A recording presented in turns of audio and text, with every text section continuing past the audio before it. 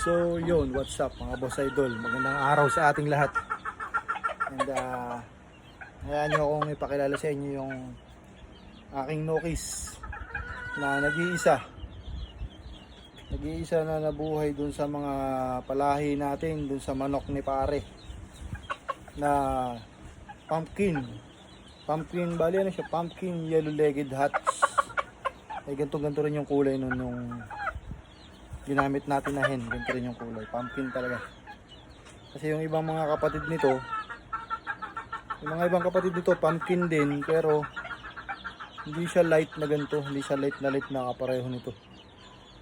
Ito lang yung nag-iisang light talaga na ganito. Wala tayong nabuhay na babae na ganito, kak lang ito, lalaki. Bali apat to na ganito, apat na pumpkin na yellow-legged hats, pero ito lang yung sa apat. Ito lang yung ganito yung kulay. Yung mga kapatid niya hindi ganito yung kulay. Parang dark na pumpkin. Pero kapatid niya.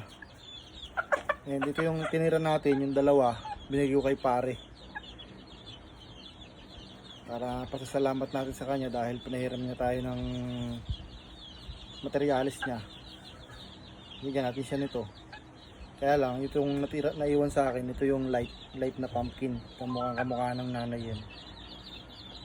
And ganito din yung lolo niya.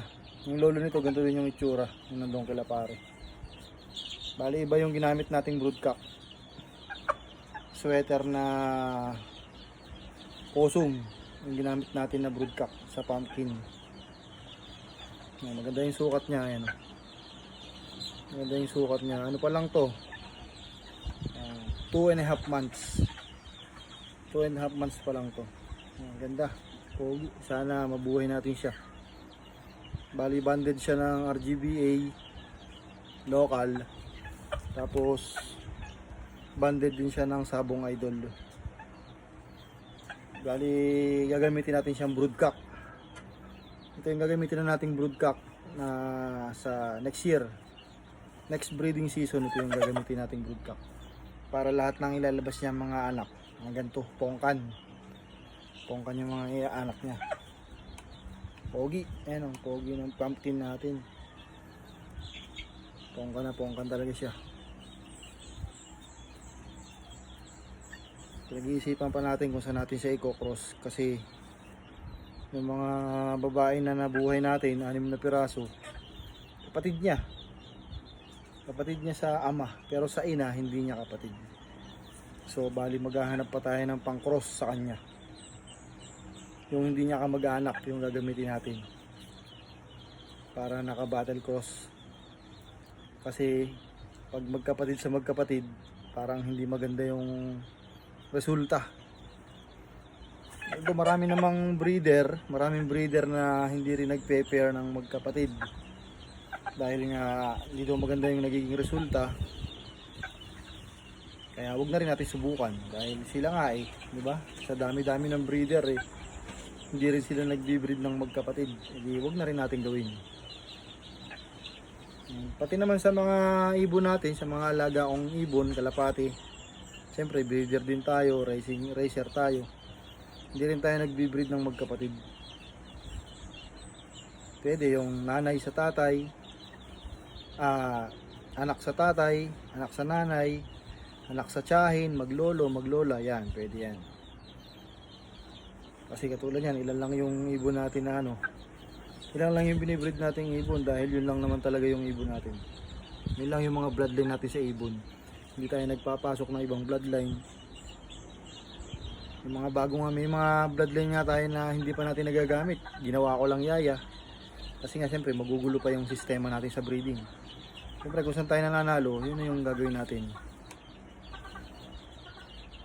Ang pogi itong pumpkin ito. Ganda. Sana pogi rin yung palo niya. Pogi rin yung sayaw niya. Kasi yun din yung kailangan natin.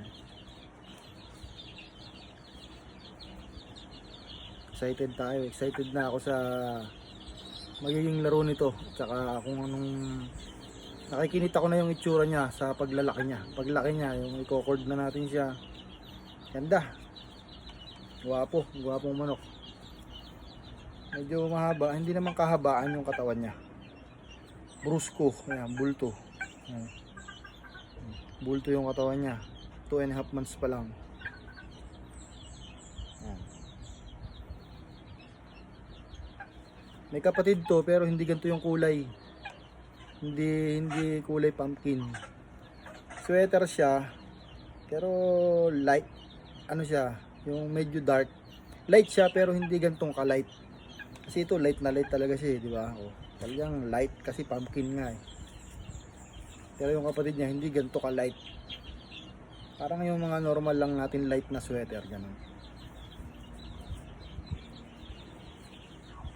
Malaman natin kung ano yung kung sino magagaling sumayaw sa kanila. Yun yung gagamitin nating broodcock.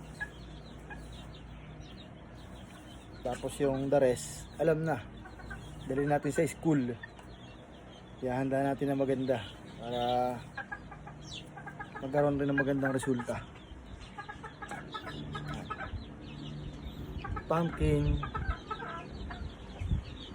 So paano, hanggang dito na lang mga boss idol. Maraming salamat nga pala dun sa mga sumusuporta sa video ko, sa YouTube channel ko, and sa mga reels ko. Huwag kayong magsasawang sumubaybay sa mga ina-upload kong video. Maraming salamat mga boss idol. Let's go!